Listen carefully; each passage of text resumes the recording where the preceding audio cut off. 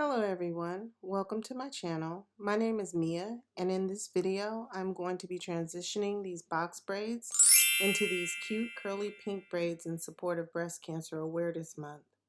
If you like this hairstyle and would like to see other creative ones just like it, please like this video and subscribe to my channel. This is what I'm using. 54 inches. And then what I did was I cut it in half, making it this long, opened, and then in half it'll be like this. I wanted the hair kind of short. It's looking like. So I took the first braid down, and this is such a large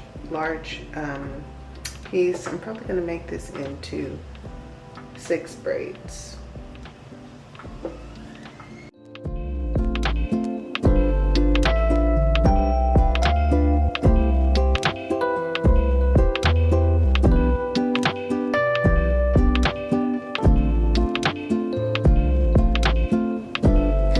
I braid all the way down until my hair ends, which is about there.